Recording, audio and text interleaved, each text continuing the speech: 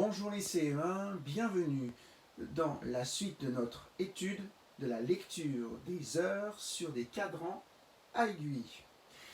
On sait écrire les heures entières. Il est 9 heures, il est 11 heures, il est 13 heures, il est 14 heures jusqu'à 23 heures. À partir de 24, on recommence à 0. D'accord? Une journée c'est 24 heures, donc dès qu'on arrive à 24, on recommence. Ça, on l'avait déjà dit. Une journée, 24 heures. 12 heures plus 12 heures. On a donc, à chaque fois qu'on a un cadran, 2 heures possibles. Soit c'est 1 heure du matin, soit c'est 1 heure de l'après-midi ou du soir. Et la grande aiguille, on la mettait toujours en haut, qui veut dire 0 minute. Chaque fois que l'aiguille montre le 12, c'est comme si elle montrait en fait le 0. 0 minute. Ok.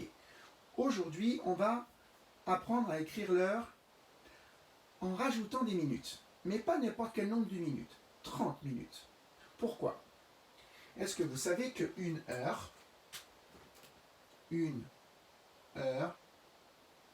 ça fait 60 minutes.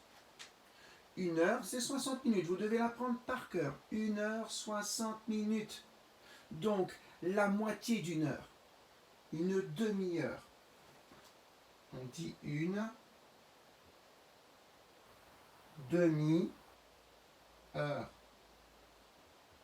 Eh bien, c'est 30 minutes. Quand tu fais 30 minutes d'activité, tu as fait une demi-heure. 1 heure partagée en deux. Regardez ici. Vous avez 1 heure entière. La grande aiguille, pour faire 1 heure, elle fait le tour une fois. Donc, si elle fait la moitié de son voyage, elle aura fait 30 minutes. Et si elle fait tout le tour, elle aura fait 60 minutes. Donc, du coup, quand la grande aiguille va montrer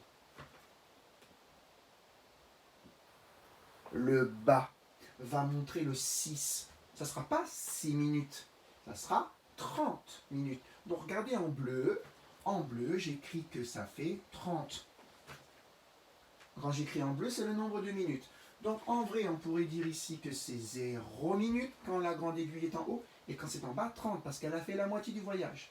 1 heure, c'est 2 fois 30 minutes. Première partie, 30 minutes.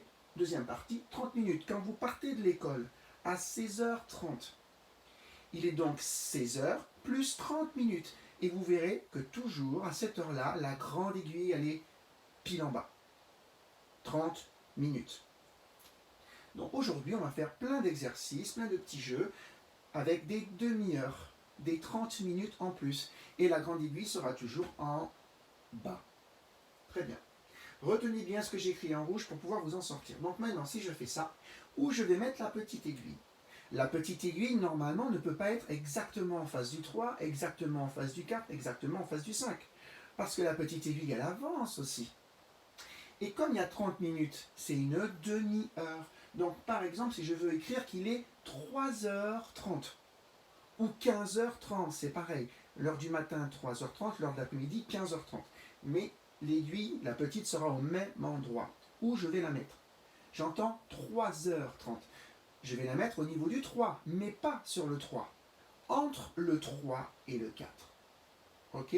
Parce qu'il n'est pas 3 heures pile, il n'est pas encore 4 heures pile, c'est entre les deux. Donc la petite aiguille, elle aura voyagé un tout petit peu entre le 3 et le 4, au milieu.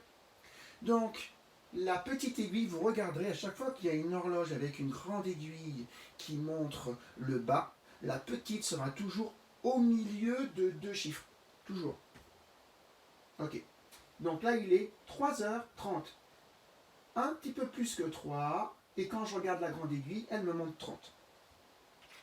Et bien pour terminer maintenant cette petite vidéo, je vais placer les aiguilles. Vous allez essayer de trouver quelle heure est-il? L'heure qu'il est sur chacun de ces cadrans. Voilà, je place déjà les petites aiguilles.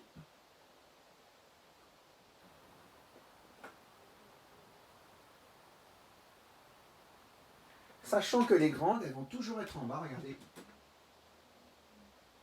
Hop, hop, hop. Quelle heure est-il? À chaque fois, il y a deux solutions. Soit l'heure du matin, soit l'heure de l'après-midi. Vous rajoutez 12 à l'aiguille rouge. L'aiguille rouge des heures, vous lisez les chiffres rouges. 1, 2, 3, 4, 5, 6, 7, 8, 9, 10, 11, 12. Pour l'aiguille des minutes, vous n'avez pas le droit de lire les chiffres rouges. C'est autre chose. Aujourd'hui, on apprend qu'en bas, c'est 30. Je vous apprendrai bientôt une technique pour savoir que représente en minutes l'aiguille des minutes, où qu'elle soit. Aujourd'hui, on sait qu'en haut, ça vaut 0, en bas, ça vaut 30. Pourquoi ça vaut 30? Parce que c'est la moitié de 60. Bien, à vous de trouver les valeurs qui sont là. Je vous ai laissé un petit peu de temps.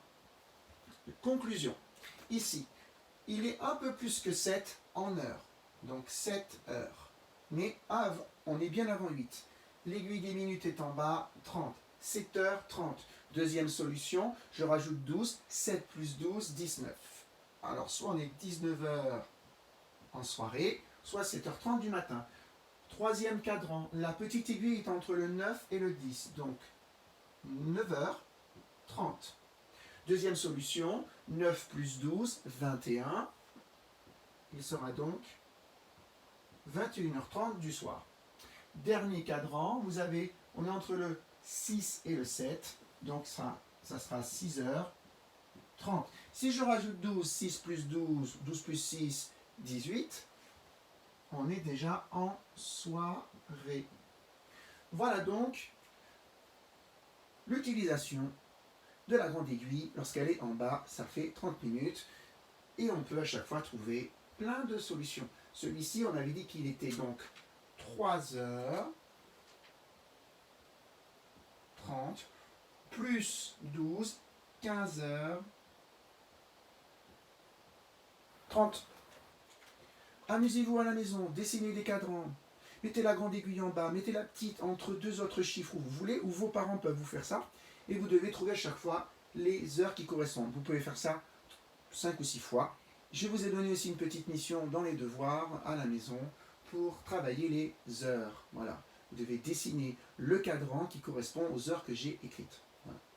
Bon travail, et après nous nous verrons pour la leçon numéro 3 des heures, où nous allons apprendre à faire des quarts d'heure et des quarts d'heure. Voilà. On s'arrêtera au quart d'heure sur la leçon 3. Merci à vous et bon travail.